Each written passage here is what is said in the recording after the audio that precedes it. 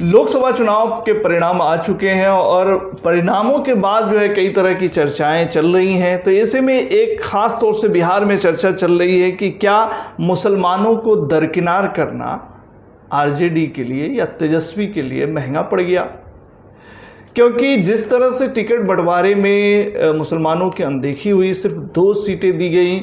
हालांकि ये कहा गया था कि जिसकी जितनी हिस्सेदारी उसकी उतनी भागीदारी, तो ये आरजेडी का ही कोट था, लेकिन उसके हिसाब से खड़े नहीं उतरते नज़र आए। लगभग बराबर या उससे कम यादव कम्युनिटी की आबादी जो है बिहार में है। मुस्लिम कम्युनिटी की 18% आबादी है, तो 18% आबादी वाले को सिर्फ 2 सीटें दी गई और जहाँ पे 14% की आबादी वाले समाज यानी कि यादव कम्युनिटी को 10 सीटें दी गई। तो एमओआई जो समीकरण था, क्या यह दरज्ञा A to Z बनाने के चक्कर में यादवों का तो ख्याल रखा गया लेकिन बाकी कम्युनिटी पिछड़ गए? अगर आरजेडी की बात हो तो क्या मुसलमानों को दरकिनार करना इस बार आरजेडी के लिए या तेजस्वी के लिए बहुत महंगा पड़ गया? इसी पर हम आज डिस्कस कर रहे हैं। एक बार फिर से हमारे सहयोगी पॉलिटिकल एनालिस्ट शशि तिवारी जी मौजूद हैं। शशि जी, मुसलमानों को दरकिनार करना तेजस्वी के लिए महंगा पड़ गया? महंगा पड़ गया। जो नाराजगी अब की बार मुसलमानों में दिखी है, खुले मंच से भी, अशफाक करीम साहब का वाक़या आपने देखा ही होगा। बिल्कुल। उसके अलावा सिवान का प्रकरण आपने देखा ही। AIM की टिकट वितरण को आपने देखा और अंदर खाने में जो अंदर करंट था वह भी आपको जानकारी है। अगर जिस तरह से वाई को इंटरेक्ट किया गया, अगर एम भी उसी तरह से इंटरेक्ट होता तो परिणाम राजद के पक्ष में कुछ हद तक जाता। इस चुनाव में राजद एक बार फिर सोशल इंजीनियरिंग करने में विफल हुई है, बशर्ते इस बार राजद का खाता खुला है लेकिन 4 से ही। आपको याद होगा कि 2009 में ऐसी उम्मीद की जा रही थी ये शशि जी कि बिहार में आरजेडी को कम से कम 10 से 12 सीटें आएंगी। 10 से 12 सीटें आने का लेकिन 4 पर सिमट गई। 4 पर। और ये 10 से 12 अगर सीटें आ जाती तो केंद्र में, चूंकि जिस तरह से सीटों के नंबर्स गेम चल रहे हैं, उसमें ये बहुत महत्वपूर्ण। तो फिर तेजस्वी किंग मेकर हो जाते हैं। जो आज नीतीश जी किंग मेकर है, चंद्रबाबू नायडू किंग मेकर है, वह तगमा फिर मतलब लालू यादव और तेजस्वी यादव के पास में आ जाता है। जैसे 2004 में लालू यादव जी रेलवे मिनिस्टर के लिए जो है पूरा अपना दमखम लगा दिए थे और बने भी थे। और सीट भी उस समय शायद 21 या 22 या 23 सीटें आई थी। अच्छा खासा परफॉर्मेंस था पूरे बिहार में। उस समय बिहार झारखंड एक ही था और उन्होंने ज़बरदस्त तरीके से प्रदर्शन करते हुए एनडीए को यहाँ मात दी थी। और एक तरह से देखते हुएगा उस समय पश्चिमी चंपारण, पूर्वी चंपारण, शिवहर वगैरह सभी सीट आरजेडी ने ही जीत लिया था और केंद्र में अपना दबदबा कायम किया। और 2009 में जो इनकी स्थिति गड़बड़ाई, जो अब तक सुधरने का नाम नहीं ले रही है। 2019 की अपेक्षा इस बार इनका कमबैक हुआ। एमओआई से एक चीज ये समझना है, क्या जो पैटर्न इनका बदला है, एमओआई से अब A to Z में शिफ्ट हुए हैं, तो एम भी नहीं मिल रहा है, वाई भी नाराज हो रहा है और बाकी कम्युनिटी में तो इनकी जो छवि है पहले से सो है ही। वो तो देखने वाली बात है। अब मुंगेर में जिताने के लिए इन्होंने आगरा पिछड़ा की बात कर दी। ललन सिंह थे, बिहार जाति से आते थे। अशोक महतो की पत्नी अनीता देवी को टिकट दिया गया, आनंद फानंद में शादी कराकर वहां आगरा पिछड़ा की लड़ाई बनाने का इन्होंने प्रयास किया। वहीं वैशाली आते आते बात दूसरी हो गई। वैशाली में फिर उसी आगरा के लिए वोट मांगा जाने लगा, उसी मुन्ना शुक्ला के लिए वोट मांगा जाने लगा और वहां भी हार हुई और यहाँ भी हार हुई। उसी तरह से हिना साहब का फैक्टर सिवान में भारी पड़ गया और इतना भारी पड़ा कि इनके दलीय प्रत्याशी अवध बिहारी चौधरी तीसरे नंबर पर चले गए जी। और वहाँ से विजय लक्ष्मी कुशवाहा जीत गई, जी। जो माना जा रहा था कि हिना साहब के साथ अपर कास्ट के वोटर जुट रहे हैं, लेकिन अंतिम क्षणों में वह सभी वोटर अवध बिहारी चौधरी के और हिना साहब के बीच को छोड़ के उन्होंने एनडीए के प्रत्याशी को वोट कर दिया जी। तो वहाँ हिना साहब मतलब दूसरे नंबर पर हो गई जी, और अवध बिहारी चौधरी तीसरे नंबर पर हो गए। एम और वाई की बात आप करते हैं तो दोनों की मैं बात बता रहा हूँ। पूर्णिया में ये दोनों में से कोई साथ नहीं रहा, इनके साथ दोनों में से कोई साथ नहीं रहा। न यादव रहा न एम रहा, न यादव रहा न मुसलमान रहा। वो सब पप्पू यादव अपने साथ लेके चले गए, जहाँ मौका मिला वहाँ पे निकल गए दोनों, टर्न कर। यानी कि इनकी अब हस्ती कुछ ऐसी नहीं रही कि एम वाई को जो है पूरे अपना जो जागीर समझते थे एक तरह से, नहीं, इनको अब नहीं अपने पॉलिटिकल जो सोच है A to Z की जो बात कर रहे हैं, अच्छी बात है। यंग लीडर हैं तेजस्वी यादव, अच्छा खासा उन्होंने मेहनत किया है पूरे बिहार में। VIP के मुकेश सहनी को भी 3 टिकट दिया, लेकिन वो अभी कुछ करने में सफल नहीं हो पाए और उसके बाद भी इनको सीट का नुकसान हुआ है। और आप तो देख ही रहे हैं, तो इनको अपने जो तरीके हैं उसको चेंज करना होगा, एक पॉलिटिकल एजेंडा फिट करना होगा।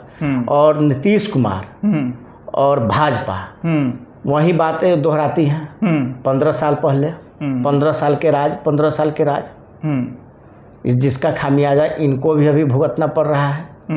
ये मैच्योर्ड हुए हैं तेजस्वी यादव, लेकिन इनके अभी पिताजी की तरह मैच्योर्ड नहीं हुए हैं और पिताजी वाली राजनीति अब बिहार में चलने वाली नहीं है। अब इनको अब की बार सबसे ज़्यादा मुकाबला, इनको कांटे का मुकाबला झेलना पड़ा है तो पप्पू यादव से झेलना पड़ा है। पप्पू यादव के खिलाफ में पूर्णिया में चुनावी रैली को संबोधित करते हुए इन्होंने क्या कहा था खुले मन से, एनडीए को दे देना, लेकिन जो है नहीं, दो विचारधारा की लड़ाई है, एनडीए या इंडिया, इंडिया या एनडीए, आप इधर दो या उधर दो, तीसरे को मत दो। यह हड़बड़ाहट और व्याकुलता का परिचायक था, तो वहां लोग दे दिया, दोनों को दे दिया। वही चीज है आज वही पप्पू यादव, बहुत शर्मनाक इसको कहा जाएगा, वहां से जिस तरह से हार हुई बीमा भारती की 27,120 वोट, सिर्फ 27,120 वोट पप्पू यादव को वहां पर वोट मिला। मेरे पास भी कुछ डाटा है। पूर्णिया में पप्पू यादव जी को 5,67,556 वोट मिले, 23,847। 5 लाख जो है 67,556 वोट जहाँ पे हो, वहाँ पे सिर्फ 27,000 वोट मिले। तो एक तरह से सिरे से खारिज किया जनता ने आरजेडी को, और आरजेडी को खारिज इसलिए किया कि पप्पू यादव को इन्होंने रोकने का भरसक पूरा प्रयास किया और पप्पू यादव वहाँ काफ़ी समय से कैंप कर रहे थे और प्रणाम पूर्णिया, जोहार पूर्णिया और सलाम पूर्णिया जैसे स्लोगन के साथ बड़ा इवेंट भी किए थे। उसके अलावा इन्होंने चुनाव के एन मौके पर लालू यादव और तेजस्वी से मुलाकात भी की थी, दिल्ली में जाके अपने पार्टी का विलय भी कर दिया था और एन मौके पर कांग्रेस लीडरशिप को इतना इन्होंने डराया, इतना न डराया कि पप्पू यादव को टिकट देना भी उन्होंने मुनासिब नहीं समझा, कांग्रेस लीडरशिप। लेकिन पप्पू यादव उस कांग्रेस के प्रति आज भी वफादार है, लेकिन वहाँ एम और वाई दोनों को अपने साथ लेकर चले गए। एक इंटरेस्टिंग चीज़ ये भी है कि कांग्रेस, हालांकि ये भी एक बहस का मुद्दा है कि कांग्रेस की जो बिहार की लीडरशिप है वो बहुत सवालों के घेरे में है। स्वाभाविक, जिस तरह से पप्पू यादव को साइड करने की कोशिश की गई, इससे ऐसे बड़े नेता को जो दमखम रखते हैं और एक तरह से चुनाव जीतने का एक जो है श्योर शॉट कैंडिडेट के तौर पे पप्पू यादव थे, लेकिन इनको टिकट काट दिया गया। अगर पप्पू यादव को टिकट महागठबंधन यानी इंडिया अलायंस से मिला होता तो सीमांचल का तस्वीर कुछ और होता। जैसे सीमांचल का जो 2-4 सीटें और जैसे आप देखिए हो सकता था और परिणाम कुछ अलग होता। ये जो है सिर्फ पूर्णिया के लिए ही नहीं बल्कि दूसरे जगहों के लिए भी नुकसानदेह। पप्पू यादव पूर्णिया और सिवान 2 ऐसी सीटें रही हैं, जहां तक मैं समझ रहा हूं शशि जी, पूर्णिया और सिवान 2 ऐसी सीटें रही हैं जिसका खामियाजा इंडिया गठबंधन को पूरे बिहार में भुगतना पड़ा है। और पूर्णिया का सीट अगर कांग्रेस के खाते से ही अगर पप्पू यादव को मिलता तो परिणाम सीमांचल में दिखता इसका, बिल्कुल इसका असर दिखता आपको मधेपुरा में, इसका असर दिखता आपको अररिया में, मधुबनी में, दरभंगा में, दरभंगा में, झंझारपुर में, किशनगंज और कटिहार में तो खैर कांग्रेस के उम्मीदवार जीते, लेकिन जो इधर से सीटें कम हुई वो जो है कांग्रेस का इस चुनाव में रिकॉर्ड ठीक ठाक रहा। इन्होंने करीब 9 सीटों पर लड़ा। देखिए जिस तरह का हम लोग माहौल देख रहे थे पूरे बिहार का, उस हिसाब से अगर देखा जाए इनकी अपनी गलतियों की वजह से ही सीटें कम आई। सही बात है। इसमें बीजेपी के खिलाफ एंटी इनकम्बेंसी थी, जिस तरह से यूपी में माहौल था उसी तरह बिहार में भी माहौल था, लेकिन इनके जरूरत से ज्यादा तेज बनना जिसको कहते हैं जो, और यहाँ इनकी सोशल इंजीनियरिंग विफल हो गई। बिल्कुल। तो इसमें कहीं ना कहीं जो है तेजस्वी यादव मात खाते हुए दिखे, और जो परिस्थितियां बनी हैं उस हिसाब से यह बिल्कुल कहना दुरुस्त है। और ये कहा भी जा रहा है कि मुसलमानों को दरकिनार करना तेजस्वी यादव के लिए बहुत महंगा पड़ गया है ना तिवारी जी? एकदम सही।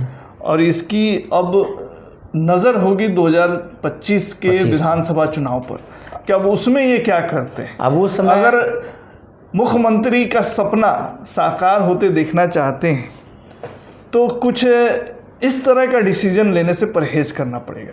देखिए, राजनीतिक परिवार है, पार्टी अपनी, परिवार अपना, डिसीजन अपनी। नीतीश कुमार वैसे भी अब बहुत मजबूत हो गए हैं पहले के मुकाबले। जब 12 सीटें उनकी आई है तो केंद्र में तो कद उनका बढ़ा ही है, साथ साथ जो है बिहार में भी उनका कद बढ़ा है। तो अब एक बड़ा चैलेंज है ये। इनको लग रहा था कि जो है पिछले बार की तरह जो है अब चीज़ें जो है होंगी तो वैसी होती हुई नहीं। देखिए, जब जब नीतीश कुमार की राजनीतिक पतन की बात होने लगती है कि राजनीतिक रूप से नीतीश कुमार निष्क्रिय हो जा रहे हैं, अब इनका जनाधार घट गया है, अब इनके पास कुछ बचा नहीं, इनको रिटायरमेंट ले लेना चाहिए। लेकिन उस समय नीतीश कुमार सभी राजनीतिक विश्लेषकों को मात देते हुए कमबैक करते हैं। बिल्कुल, और ऐसा लोकसभा चुनाव में साबित कर दिया है। और दोनों दल मतलब दोनों अलायंस नीतीश कुमार के लिए पलक पावड़े बिछाए बैठे हुआ है। आपने दिल्ली एनडीए और इंडिया के बैठक के पहले की एक तस्वीर देखा होगा कि एक ही फ्लाइट में चाचा और भतीजे जाते हैं, जिसके बाद कितनी राजनीतिक पैंतरेबाजी चलती है, कितना बहस होता है। और नीतीश कुमार को पाने के लिए तेजस्वी आज भी एक से एक मीम बन रहे हैं। चाचा एक बार पलट जाइए, और नीतीश कुमार आज भी प्रासंगिक हैं, कल भी प्रासंगिक थे, आगे भी अभी वर्तमान में प्रासंगिक है। जो मुरेठा बांध के घूम रहे थे बिहार में कि जब तक इनको हटाएंगे नहीं अपना मुरेठा खोलेंगे नहीं।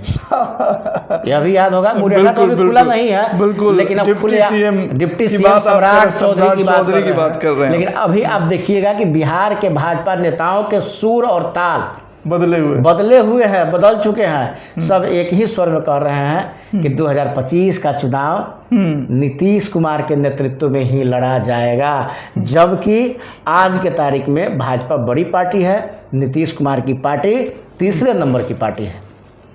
बिल्कुल।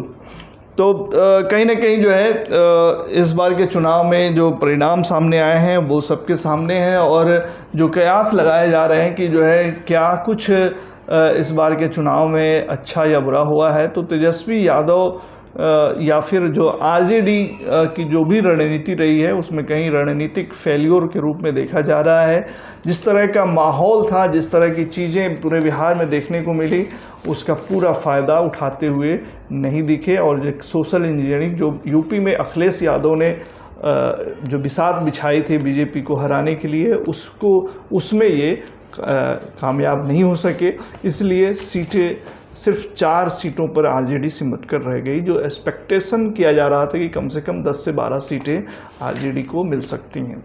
तो क्या कुछ आने वाले समय में होता है, जो तमाम पॉलिटिकल चीज़ें घटित होती है उस पर हमारी नज़र रहेगी। अभी के लिए फ़िलहाल इतना ही। तमाम खबरों और डिबेट्स के लिए जुड़े रहिए STV न्यूज़ के साथ।